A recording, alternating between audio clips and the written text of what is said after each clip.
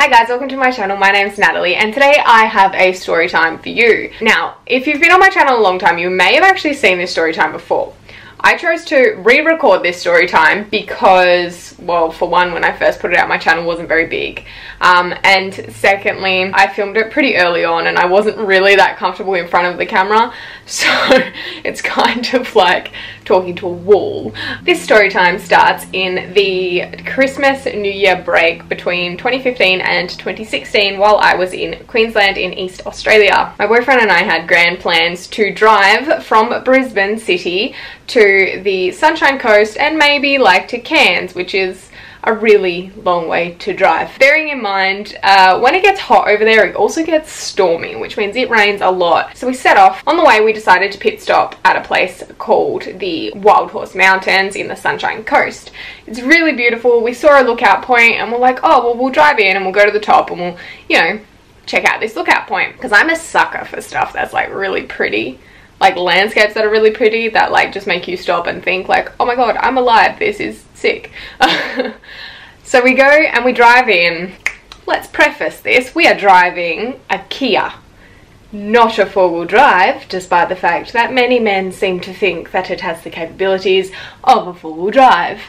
Anyhow, so we drive in and we see the parking bay to go and walk up to the lookout point, but in all of his manly logic, my boyfriend decides to surpass the car park thinking that we should just go down the trail because the trail will eventually lead us to a lookout point, right? Despite the fact that the signage said otherwise. Oh, and don't worry, I've paid him out for this in person so many times. So he is aware of how I feel about this situation. So we start going down this trail. And at first it's fine. I mean, it's kind of bumpy and it's really hot and humid. It's kind of gross and it had rained the night before, so there was like little puddles here and there. As we keep going about 2 kilometers into this trail, the puddles keep getting bigger, but for the most part they're not that deep. So we're like, all right, it's fine. We'll just keep going until we can't go anymore, until we get to this one puddle. Now, I am somebody who analyzes every corner of a situation before I am going to agree to it. Picture this. Everybody close your eyes and picture this. You're in a car, you are looking straight ahead of you, the trail is that narrow that your car will just fit down it. You see a massive puddle in front of your car on the floor. Now the puddles before this have only been a few centimeters deep, but this puddle, you look over to your left hand side and notice that there are tree roots exposed because all of the dirt has fallen into this puddle. And you know that trees of this size have pretty decent roots, so for that many roots to be exposed, it's probably a really deep puddle. You also notice that there's hardly any vegetation. So you say, no, this is a really bad idea, let's not do this because I don't want to die today. And your boyfriend, in all of his wisdom and knowledge, goes, no, it's fine, I've done this before, we'll just go up on the side near that tree. And this was the beginning of me being right and him never being able to live this down. What happened in the moments that followed were him trying to grip one set of tires onto that specific tree and its roots that were exposed, and the other half of the car sinking on a 45-degree angle into the biggest puddle I have ever seen in my life. You're probably thinking, it's fine, you're fine, so it can't have been that bad. No. I, panic mode, obviously, because I knew this was going to happen, jumped out of my side of the car, which was, funnily enough, not the side that was sinking, that was his side.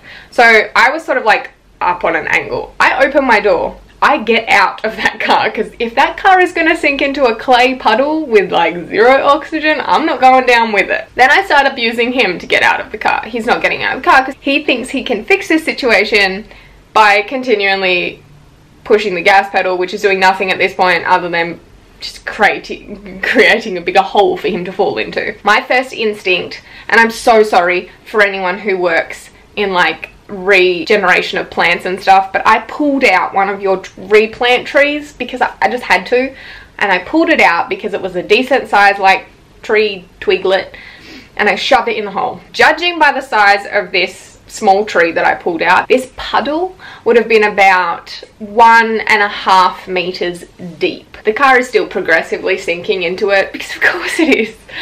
He's still in the car, by the way. So I'm like, get out of the car and start getting the stuff out of the car, because if we're gonna lose the car, at least we're not gonna get all of our stuff ruined. And when I say stuff, I mean like camera gear, camping gear, because I mean we were supposed to be going for like 16 days or something. He decided at some point he didn't want to die in the puddle, so he got out of the car and started helping me move stuff. While he was doing that, I had a bit of an epiphany moment. I stood back and I'm watching this car sink, and I looked around and I thought, you know what, if I could pull that tree out, and there are other plantation trees here, maybe I can pull more trees out and wedge them on an angle underneath the car tire so that he can reverse out.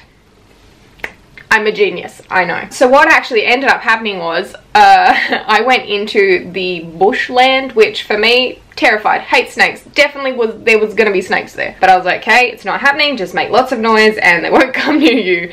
And I found a couple fallen trees. I got my boyfriend to help me pull them over, and we wedged them under the car tire that was, well, the side of the car that was basically sinking, and we got enough of them to make sort of like a semi-raft underneath the car tires. He got back into the car and drove the car out.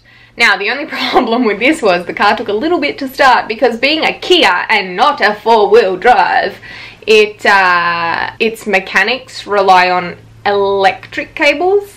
And when you kind of get electric cables full of mud and clay and water, they sort of don't want to work anymore. This is not where this ordeal ends. We get the car free and we manage to start it and get to the entrance of the highway.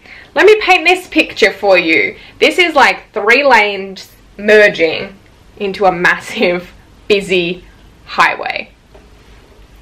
This is not the place you want your car to break down, let alone anything else. The side of the highway is an embankment. We stop in the mouth of where those merging lanes come together.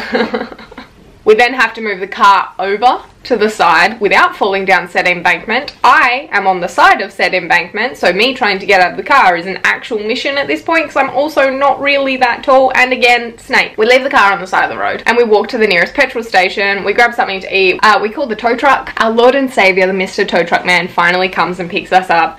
And where we had intended to stay, we were kind of far away, so we had to cab it. We had to drop the car off, and $2,000 later had to get all of the electronics fixed in the car, because somebody can't listen when they're told to. I literally scratch my head every time I tell that story. Like, I just can't believe it had happened. Oh, and the kicker to this, there was a trail. It went through the bush, around the puddle, because everyone else was smarter than we were. Have a wonderful day, guys, and I will see you all next video.